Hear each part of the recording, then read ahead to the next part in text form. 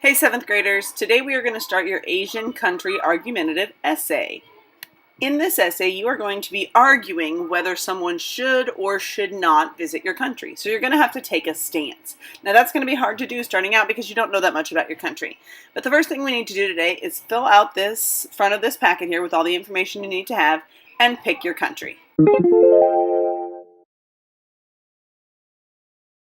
You will notice at the bottom of this page there is a plagiarism warning. Mrs. Claire put that there so that you guys would understand that if you try to copy and paste information directly off the internet without paraphrasing it or putting it in your own words, then you will be in serious trouble. Miss Bloomhorse and Miss Claire will be the final people who grade these papers, and they do not mess around on plagiarism. So make sure that when you take notes, you are paraphrasing.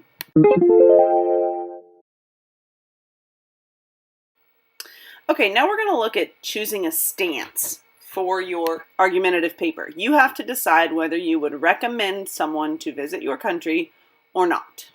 So here we are on the taking a stance page in your packet. So up at the top you need to write the name of your country, and then on the next check marks below you've got to decide if you're going to check yes, I would recommend someone visit my country, or no. Now it's okay if you end up changing your mind later. This is just as of right now. If my country is Japan, would I recommend people visiting it to visit or not? I can totally change my mind at the end of the day or tomorrow.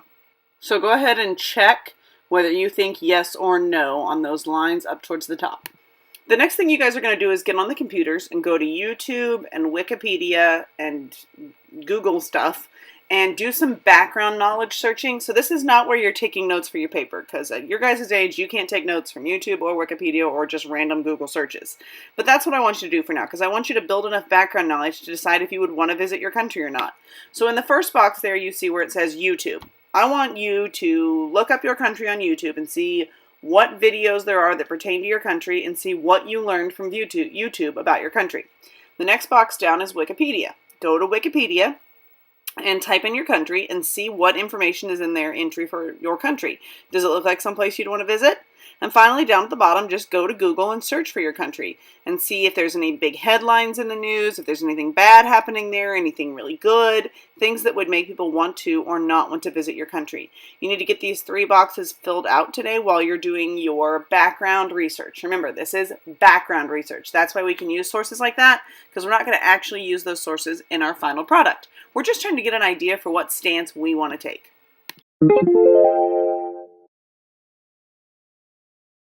Great job, guys. Now that you've had time to be on YouTube and Wikipedia and kind of cruising the internet to look for information about your country, you're ready to take a stance. Now, earlier today, you thought you knew what your stance was. Now you're going to recheck that stance and see if it's changed or not.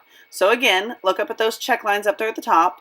I think that yes, someone would want to visit my country, or I think that no, someone would rather eat a skunk than visit my country. So you can choose where you stand now after your research. Now, the next 2 boxes say, here are 2 reasons why someone would agree with me. So reason 1 and reason 2 would be why, based on your research, someone would agree with you on your stance.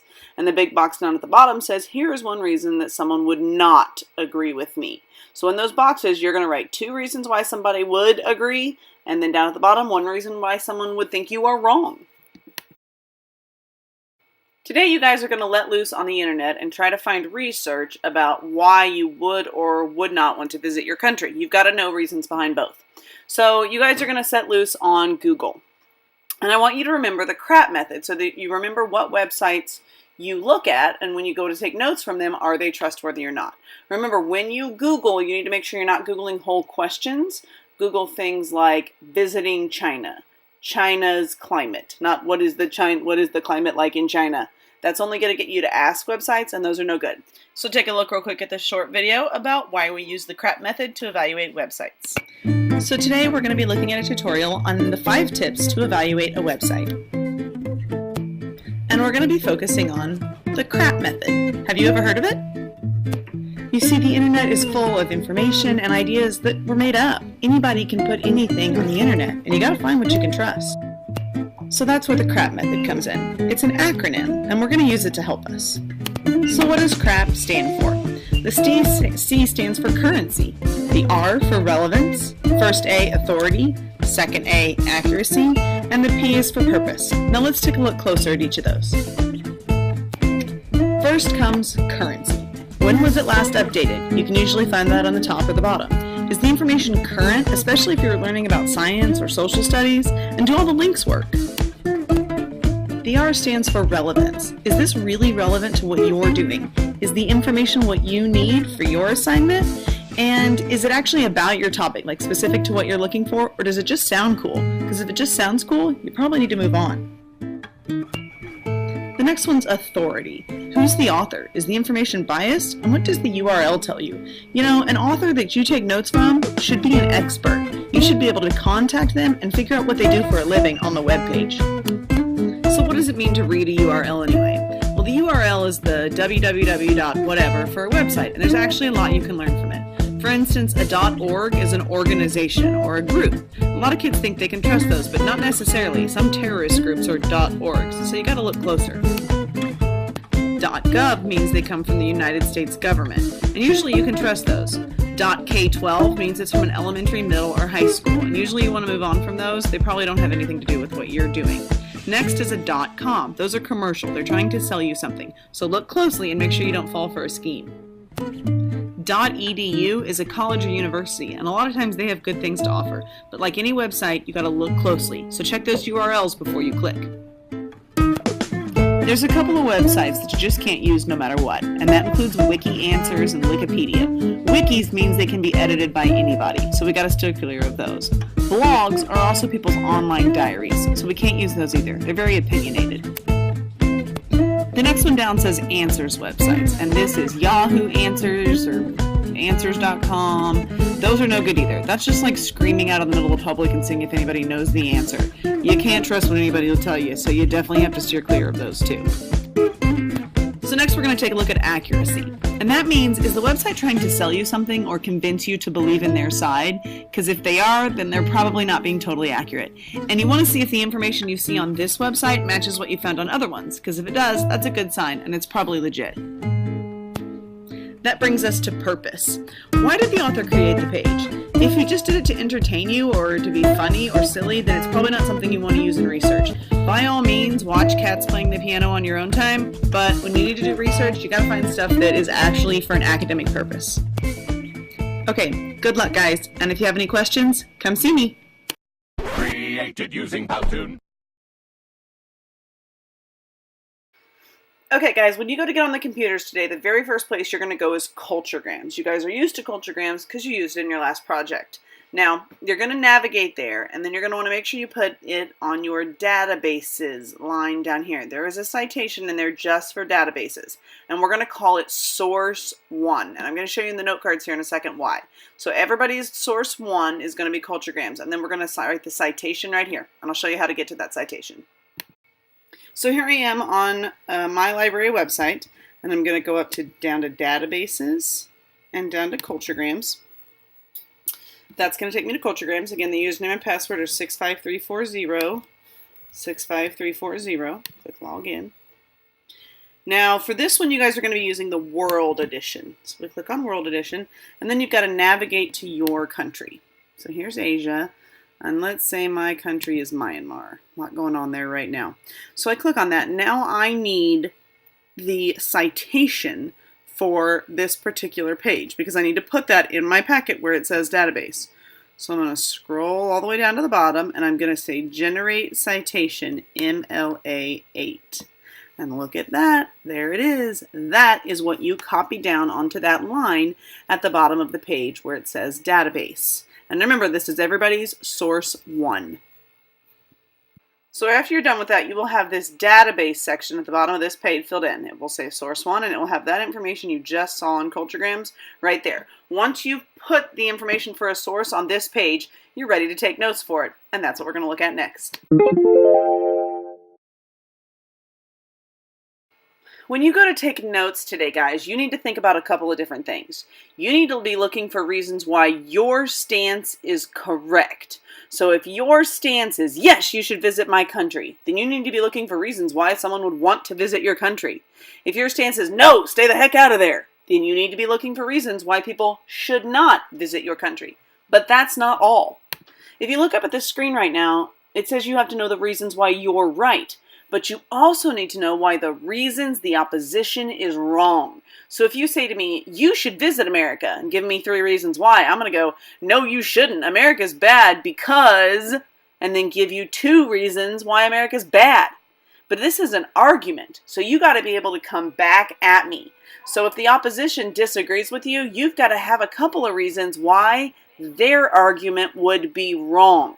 So in your research, look for why someone wouldn't want to visit your country, and then be ready to prove those reasons wrong. Let me give you an example.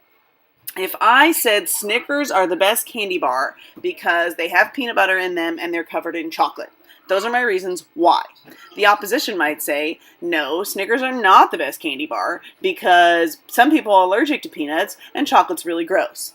I have to be ready to come back at them and say, not everyone is allergic to peanuts, so that's not a valid point, and chocolate is one of the most loved substances on the planet, so you're also wrong. Do you see how I had a counter argument? I came back with them and had a reason to prove them wrong. You guys are going to have to do that in this paper. So you have to have a really solid understanding of your reasons why you're right and be ready to prove against the reasons why you could be wrong. This is kind of hard to do, so when you guys go to take notes, be looking for reasons why your stance is correct and reasons why someone would disagree with you. I know that's tough, but I really know you guys can do it. Once you write a source down on your sources page, you're ready to take notes from it. So you have in your packet, you have a bunch of these note cards. You guys have to fill it out with each note that you decide to take down. And you guys are used to seeing note cards, and you know you're supposed to write in bullets in them. So you've got to assign each note card a topic. So let's pretend that I am reading in Culturegrams and I found a section about how they have lots of natural disasters in my country. So I want to dedicate a note card to natural disasters, because that would probably be a reason you would not want to visit my country. So let's see what that note card would look like. So here's my filled out note card. You'll notice at the top, I chose that the topic of this note card is natural disasters. I put that topic there. I wrote it. So I want to make sure that every note that I put on this note card has to do with natural disasters. On the source number, I wrote that it came from source number 1. Source number 1 is Culturegrams for all of us. So any note that you take from Culturegrams is going to have source number 1 at the top. Remember, you're not numbering your note cards. You might have 5 source number 1s. You might have 5 note cards that came from Culturegrams. It's really important that you do that part right. And then you can see the notes that I took down in the middle there, and I bulleted them like we always do, and they're just quick points. I didn't copy anything. I don't want to plagiarize off my resources. I don't want to take information directly from Culturegrams. I want to put it in my own words. So this one says, cyclones are common. Many areas flooded during cyclone season. Cyclone's a hurricane. And they often have tsunamis. So you can see that I have my notes there. You'll notice I didn't put a page number because Culturegrams is a database, not a book. So I don't need a page number.